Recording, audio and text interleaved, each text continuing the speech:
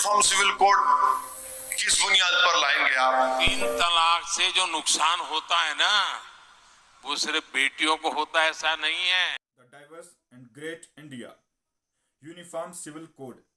क्या है uniform civil code? Reason है कि सरकार इंप्लीमेंट करना चाहते हैं uniform civil code.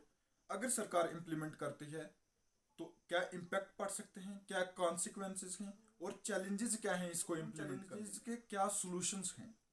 International level में कौन कौन सी कंट्री ने यूनिफॉर्म सिविल कोड इम्प्लीमेंट किया है और उन सब कंट्री से हम क्या सीख सकते हैं। अगर सरकार यूनिफॉर्म सिविल कोड इंप्लीमेंट नहीं करती है तो इससे भी बेस्ट वे फॉरवर्ड और अल्टरनेटिव्स क्या हैं सरकार को जो काम करने चाहिए, और हम लास्ट में डिस्कस करेंगे what is the best way forward.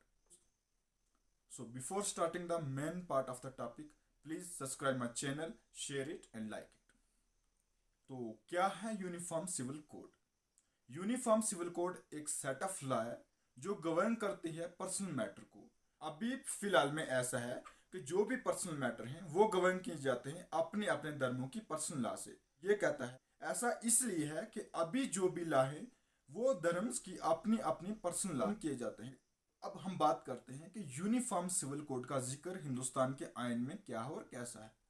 देखो, इंडिया एक डाइवर्स कंट्री है जिसके स्टार्टिंग में यूनिफॉर्म सिविल कोड इंप्लीमेंट तो नहीं किया गया, बट ये जरूर कहा गया कि सरकार को करनी होगी कोशिश एक सिंगल लॉ लाने की जिसमें सभी धर्मों और रिलीजन्स के नागरिक को गवर्न किया जाएगा।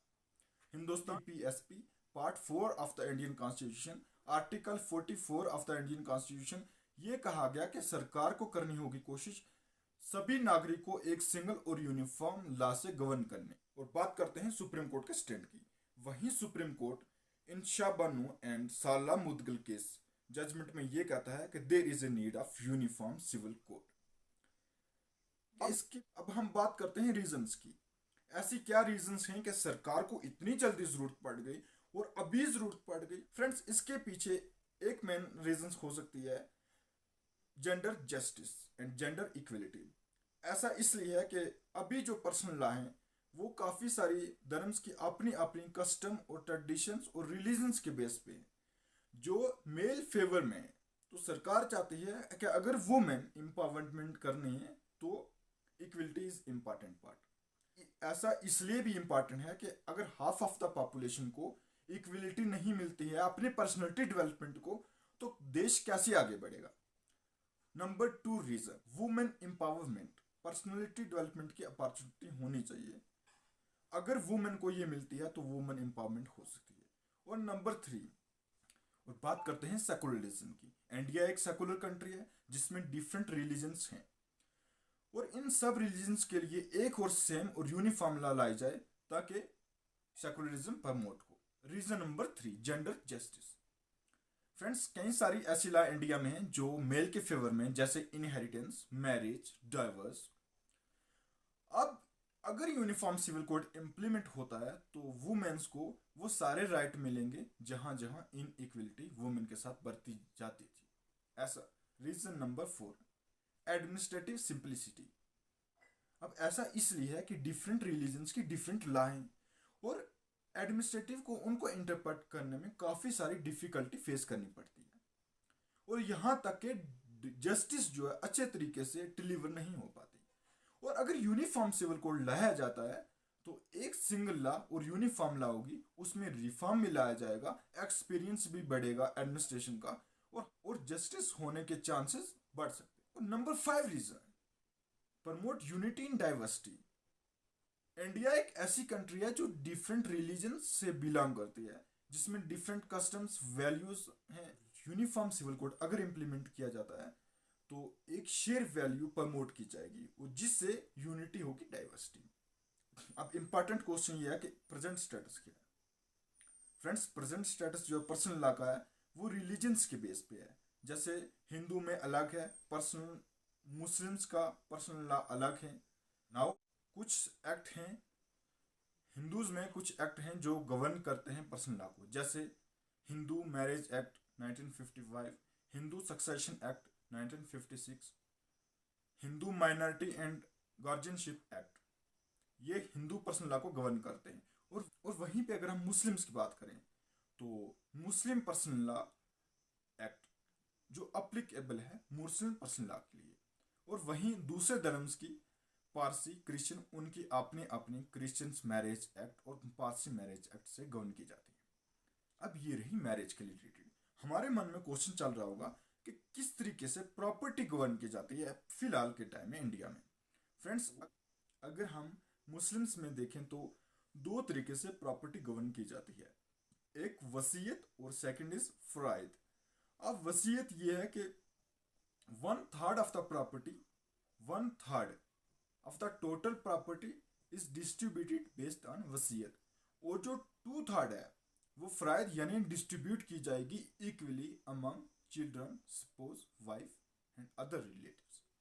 और हिंदूज में प्रॉपर्टी जो डिस्ट्रीब्यूट की जाती है वो हिंदू सक्सेशन एक्ट के अकॉर्डिंग की जाती है, जिसमें क्लास फर्स्ट यानी वो जो वेरी क्लोज रिलेटिव्स हैं जैसे स्पोज, मदर, चिल्ड्रन, उनमें डिस्ट्रीब्यूट की जाती है। और सपोज करो अगर वो नहीं होते हैं तो क्लास सेकंड यानी मीन्स अंकल, नेफ्यू, नीस, इनमें डिस्ट्रीब्यूट की जाती है। और ये रहा प्रेजेंट स्टेटस प्रॉपर्टी डिस्ट्रीब्यूट होने का according to Hindu succession act और मुस्लिम पर्सनल लॉ एक्ट के अकॉर्डिंग। अगर सरकार इंप्लीमेंट करते हैं यूनिफॉर्म सिविल कोड तो कुछ नेगेटिव इंपैक्ट भी देखने को मिल सकते हैं, जैसे number 1 law and order disturb हो सकती है, नंबर 2 हेट की एक लेयर अमंग द डाइवर्सिटी फैल सकती है, और नंबर 3 पॉपुलेशन माइग्रेट हो सकती है, और नंबर 5 पॉपुलेशन पैरामीटर में फर्क आ सकता है। और इसके कुछ पॉजिटिव इंपैक्ट क्या हो सकते हैं। Suppose number 1 equality. अभी ऐसा है कि कुछ जो लॉ है बेस्ड ऑन कस्टम और रिलीजन वो मेल फेवर में है। अगर यूनिफॉर्म सिविल कोड इंप्लीमेंट किया जाता है तो एक इक्वलिटी होगी मैन और women. Number 2 reason women empowerment. 21st century में women empowerment is very important. अगर हाफ ऑफ द पॉपुलेशन नहीं ग्रो करेगी तो कैसे देश आगे बढ़ेगा। This is very important. And number 3 India माना जाता है कि चाइना के बाद सेकंड नंबर पे है population. Number 5 reasons administrative simplicity. अब ऐसा है कि कई सारे धर्म्स के बेस पे पर्सनल लॉ बनी हुई हैं, वो एक कंफ्यूजन क्रिएट करती हैं एडमिनिस्ट्रेशन को इंटरप्रेट करने में। और माना यह जाता है कि अगर यूनिफॉर्म सिविल कोड लॉ लाई जाती है तो ये एक एक्सपीरियंस जनरेट करेगी और इससे जो जस्टिस डिलीवर होगी उसके चांस इंक्रीज हो सकते हैं। अब एक्सपर्ट के माइंड में सबसे पहले ये क्वेश्चन आता है कि अगर यूनिफॉर्म सिविल कोड इंप्लीमेंट नहीं किया जाता या ना किया जाए तो अल्टरनेट्स क्या ऑप्शन है हमारे पास जिस पे काम किया जा सके, और यही मुद्दा जिसको हम प्रमोट करना चाहते हैं ये दूसरे तरीके से इंप्लीमेंट किया जाए। इसके लिए नंबर 1 ग्रेजुअल रिफॉर्म। सरकार को धीमी गति से काम करना चाहिए, ना कि एकदम इंप्लीमेंट कर देना चाहिए यूनिफॉर्म सिविल कोड। ऐसा इसलिए है कि इंडिया की डाइवर्स रिलीजन्स वाली कंट्री में लोगों के सेंटिमेंट पे एक ही दम लॉ थोप देना कुछ हद तक नहीं सक्सेसफुल हो सकती। Number 2 reason we need a dialogue. हमें ऐसा है कि we need to build consensus among the people. लोगों में एक यकीन दहानी करनी होगी और एक डायलॉग करने की जरूरत है ताकि सभी धर्म के लोग एक प्लेटफॉर्म पे आए, वो डिस्कस करें और जो भी प्योरिटी है उसको लाएं, जो इम्प्योरिटी है उसको अवॉइड करें। ऐसा इसलिए भी है कि there is no one solution fit for all.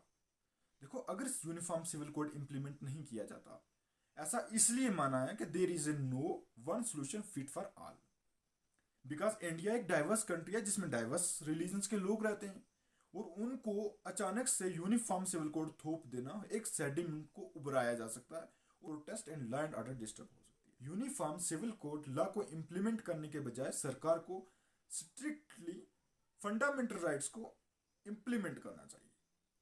और नंबर 5 इंडिया को यूनिफॉर्म सिविल लॉ लाने के बजाय वो करना चाहिए कि जो जो रिलीजन्स और पर्सनल लॉ हैं उनमें रिफॉर्म लाना चाहिए। मीन्स गुरु नानक जी सेट कि जो प्योरिटी है उसको अडॉप्ट कर लें और इम्प्योरिटी को अवॉइड करें। सो मेरा ऐसा मानना है कि पर्सनल लॉ जो है उनमें रिफॉर्म लाया जाना चाहिए, ना कि यूनिफॉर्म सिविल कोड एकदम ही थोप देना चाहिए। अब हम बात करते हैं इंटरनेशनल लेवल पे कौन सी कंट्री ने यूनिफॉर्म सिविल कोड जैसी ही लॉ इंप्लीमेंट की हुई है। 1 कंट्री फ्रांस सिविल कोड 1806, और number 2 country Turkey, Turkey civil code 1926। और number 3 country Tunisia, Tunisia civil act 1956। ये वो कंट्री हैं इंटरनेशनल लेवल पे जिन्होंने इंप्लीमेंट किया यूनिफॉर्म सिविल कोड। सो अब हम बात करते हैं what is the best way forward. ऐसा है कि यूनिफॉर्म सिविल कोड एक कॉम्प्लेक्स इशू है because India belongs to a diverse country, a rich culture country. इसमें डिफरेंट कस्टम्स हैं, डिफरेंट नाम्स हैं, अपने अपने रिलीजन्स की सोशल वैल्यूज हैं। तो अगर यहाँ पे यूनिफॉर्म सिविल कोड इम्प्लीमेंट किया जाता है तो ये एक किस्म के लोगों की भावनाओं को ठेस पहुंचने का में ठेस पहुंच सकती है। और इसके लिए सरकार को ये सोचना होगा कि there is a no one solution and fit for all, and there is a no one size fit for all solutions. Therefore हमें एक इंक्लूसिव डायलॉग करने की जरूरत है। लोगों में पहले अवेयरनेस क्रिएट की जाए, लोगों को एजुकेट किया जाए कि यूनिफॉर्म सिविल कोड के क्या बेनिफिट्स हैं। हर एक रिलीजन्स के लीडर्स को एक प्लेटफॉर्म दिया जाए, वो डिस्कस करें और जो अच्छी बातें हैं उनको एक्सेप्ट किया जाए। Next way forward, uniform civil code को इम्प्लीमेंट करने में there is a lot of challenges. So हमें ये सीखना होगा इंटरनेशनल लेवल पे क्या क्या प्रैक्टिस ली गई, कौन सी कंट्रीज में क्या चैलेंजेस आए, उनको हम ताकि मिनिमम प्राइस के साथ लॉ को इम्प्लीमेंट किया जाए। सरकार को माइनॉरिटी के राइट्स प्रोटेक्ट करने होंगे और साथ ही साथ में जो डाइवर्स रिलीजन्स हैं, कस्टम्स हैं, उनको रिस्पेक्ट करनी होगी। और very important thing, uniform civil code जैसी लॉ को इम्प्लीमेंट करने के लिए एक लीडरशिप और कमिटमेंट की जरूरत है। सो हमारी सरकार को ये सारी चीज़ें मद्देनजर रखनी होंगी अगर यूनिफॉर्म सिविल कोड इम्प्लीमेंट करना है।